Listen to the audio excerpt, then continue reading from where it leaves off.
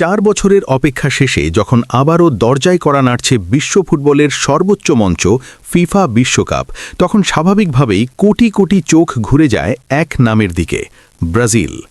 ইতিহাসের পাতায় সবচেয়ে সফল এই দলটি 5 বারের বিশ্ব চ্যাম্পিয়ন, যাদের নাম শুনলেই আজও প্রতিপক্ষ শিবিরে কাজ করে আলাদা এক ভয়। কিন্তু প্রশ্ন হল, এই ব্রাজিল কি আদৌ প্রস্তুত তাদের হারানো গৌরব ফিরে পেতে, নাকি এবারও কিছু অদৃশ্য দুর্বলতা তাদের হেক্সা স্বপ্নকে ভেঙে চুরমার করে দেবে? বাস্তবতা হল, নাম আর ঐতিহ্য দিয়ে আর বিশ্বকাপ জেতা যায় না, আর সেখানেই বর্তমান ব্রাজিলের সামনে বড় চ্যালেঞ্জ হয়ে দাঁড়িয়েছে কয়েকটি ভয়ঙ্কর সমস্যা। প্রথম এবং সবচেয়ে বড় দুর্বলতা ব্রাজিলের মাঝমাঠ। একসময় ব্রাজিলের মাঝমাঠ মানেই ছিল সৃজনশীলতা, ম্যাচের পূর্ণ নিয়ন্ত্রণ আর ছন্দ বদলে দেওয়ার ক্ষমতা। জিকো, রিভালদো, কাকা এদের পায়ে বল মানেই ছিল খেলার গতি নির্ধারণ। পরবর্তীতে পলিনহর মতো খেলোয়াড়রাও গুরুত্বপূর্ণ সময়ে মাঝমাঠের ভার কাঁধে তুলে নিয়েছেন। কিন্তু আধুনিক ফুটবলে যাকে বলা হয় কন্ট্রোলার বা পিওর প্লেমেকার, সেই ধরনের খেলোয়াড় এখন ব্রাজিল দলে কার্যত অনুপস্থিত। বিকল্পের অভাবও প্রকট। কার্লো আসলেও মাঝমাঠে স্থায়ী সমাধান এখনও খুঁজে পায়নি সেলেসাওরা। ফলে চাপের ম্যাচে বল ধরে রাখা, ম্যাচের টেম্পো নিয়ন্ত্রণ করা কিংবা প্রতিপক্ষের প্রেসিং ভাঙা, এই জায়গাগুলোতেই বারবার হোঁচট খাচ্ছে ব্রাজিল, যা আগের কয়েকটি বিশ্বকাপের মতো এবারও সর্বনাশ ডেকে আনতে পারে। দ্বিতীয় বড় সমস্যা হল একজন নির্ভরযোগ্য নাম্বার 9 বা গোল মেশিনের অভাব। একসময় ব্রাজিল মানেই ছিল গোলের নিশ্চয়তা। রোমারিও, রোনালদো নাজারিও, আদ্রিয়ানোর মতো ফরওয়ার্ডরা একাই ম্যাচের ভাগ্য বদলে দিতেন। বর্তমান দলে প্রতিভাবান আক্রমণ ভাগ থাকলেও দীর্ঘ সময় ধরে ধারাবাহিকভাবে গোল করার মতো কেউ নেই।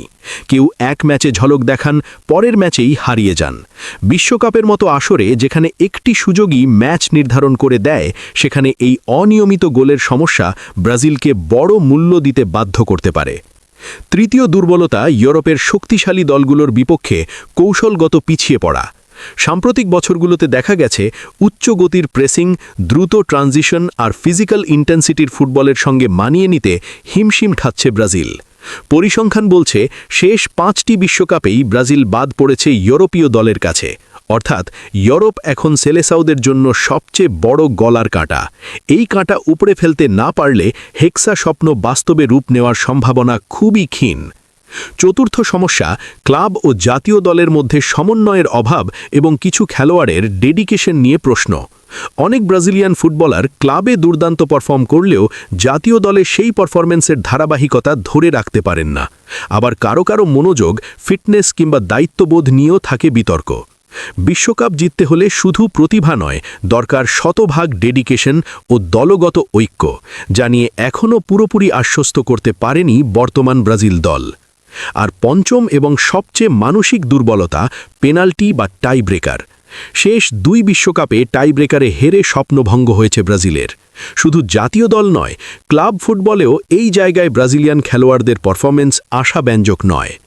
বিশ্বকাপ জয়ের পথে টাই ব্রেকারের মুখোমুখি হওয়া প্রায় অনিবার্য, কিন্তু এই ভঙ্গুর মানসিকতা নিয়ে সেখানে কতটা আত্মবিশ্বাসী হতে পারবে ব্রাজিল, তা নিয়ে বড় প্রশ্ন থেকেই যায়। সব কিছু মিলিয়ে দেখা যাচ্ছে, নাম, ইতিহাস আর প্রতিভা থাকা সত্ত্বেও এই 5টি বড় দুর্বলতার কারণে আসন্ন বিশ্বকাপে ব্রাজিল শিরোপার দৌড়ে পিছিয়ে পড়তেই পারে। এখন দেখার বিষয়, অল্প সময়ের মধ্যেই এই সমস্যাগুলোর সমাধান খুঁজে বের করতে পারে কিনা সেলেসাওরা, নাকি আরও একবার বিশ্বকাপের মঞ্চে তাদের হেক্সা স্বপ্ন শুধু স্বপ্নই হয়ে থাকবে।